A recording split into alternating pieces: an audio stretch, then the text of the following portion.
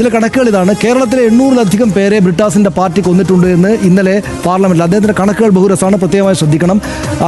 ആറ്റുകാൽ പൊങ്കാല ഇടുന്നത് 70 മില്യൺ ആളുകളാണ് എന്ന് അദ്ദേഹം പ്രസ്താവന നടത്തി. കുംഭമേളയിൽ കടത്ത് നടന്നവർ സമ്പാദിച്ചത് 30 കോടിയാണ് എന്ന് അദ്ദേഹം പറഞ്ഞു. വയനാട് ദുരന്തത്തിൽ അടിയന്തര സഹായത്തിന് സമയമായിട്ടില്ല എന്ന് അദ്ദേഹം ആ ഘട്ടത്തിൽ പ്രസ്താവന നടത്തി.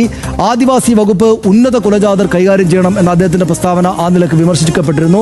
ഉന്നത കുലത്തിലൊരാൾ ട്രൈബൽ മന്ത്രിയായാൽ അവർക്ക് ഉന്നതി ഉണ്ടാകും എന്ന് സുരേഷ് ഗോപി പറഞ്ഞതും വലിയ തോതിൽ വിമർശിക്കപ്പെട്ടു. മന്ത്രിയാകാൻ ട്രൈബൽ ആളുണ്ടെങ്കിൽ മുന്നാക്കക്ഷേമത്തിന്റെ മന്ത്രിയാകണം എന്ന് പരാമർശം ഡൽഹിയിൽ തെരഞ്ഞെടുപ്പ് യോഗത്തിൽ സംസാരിക്കവെയാണ് അദ്ദേഹം അത് നടത്തിയത്. അടുത്ത ജന്മം ബ്രാഹ്മണനായി ജനിച്ച് ശബരിമലയിൽ പൂജ ചെയ്യണം എന്ന് അദ്ദേഹം പറഞ്ഞതും കേരളത്തിൽ വലിയ തോതിൽ വിമർശിക്കപ്പെട്ടു. അത് തിരുവനന്തപുരത്ത് യോഗക്ഷേമ സഭയുടെ പരിപാടിയിലായിരുന്നു.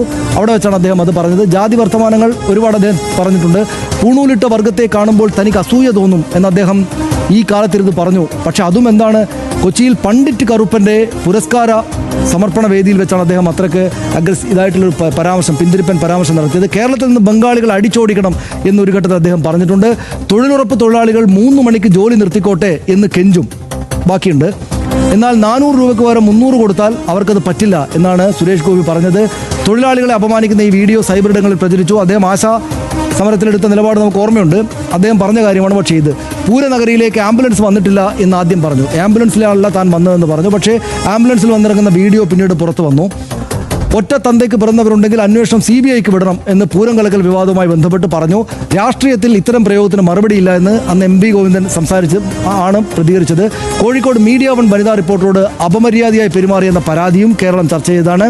ചോദ്യം ചോദിച്ച വനിതാ റിപ്പോർട്ടറുടെ തോളിൽ കൈവച്ചു എന്നതായിരുന്നു അന്നത്തെ വിവാദം. ജാമ്യമില്ലാ വകുപ്പ് പ്രകാരം സുരേഷ് ഗോപിക്കെതിരെ അന്ന് കേസെടുത്തിട്ടുണ്ട്. മാധ്യമപ്രവർത്തകരോട് ഇങ്ങനെ നിരവധി തവണ കേസ് പരിഗണിക്കുമ്പോൾ തുടർച്ചയായി കോടതിയിൽ ഹാജരായില്ല സുരേഷ് ഗോപി എന്നതാണ് അതിലെ കാര്യം. തിരുവനന്തപുരത്ത് 24 ചാനൽ റിപ്പോർട്ടറെ മുറിയിൽ വിളിച്ച് അവമാനിച്ചെന്ന പരാതി ആ ഘട്ടത്തിൽ ഉയർന്നിരുന്നു. തൃശ്ശൂരിൽ മാധ്യമപ്രവർത്തകരെ കയ്യേറ്റം ചെയ്തെന്ന് അനിൽ അക്കരയുടെ പരാതിയും ഉണ്ടായിരുന്നു. മാധ്യമപ്രവർത്തകരോട് അദ്ദേഹം ആദ്യം മുതൽ തന്നെ കുറച്ച് ബുദ്ധിമുട്ടോടെയാണ്. സിനിമയിലേതുപോലെ അദ്ദേഹം താഴെ വന്ന് പെരുമാറുന്നു. ചിലപ്പോൾ അങ്ങനെ ആയിരിക്കില്ല, ഈ ജീവിതത്തിലേതുപോലെ സിനിമയിലും പെരുമാറുന്നതായിരിക്കും. എന്തായാലും ഇത് അദ്ദേഹത്തിന്റെ ആരാധകർക്ക് വലിയ ആവേശം ഉണ്ടാക്കുന്നുണ്ട്. പക്ഷേ അല്ലാത്ത ആളുകൾക്ക് ഇത് വളരെ പരിഹാസ്യമായി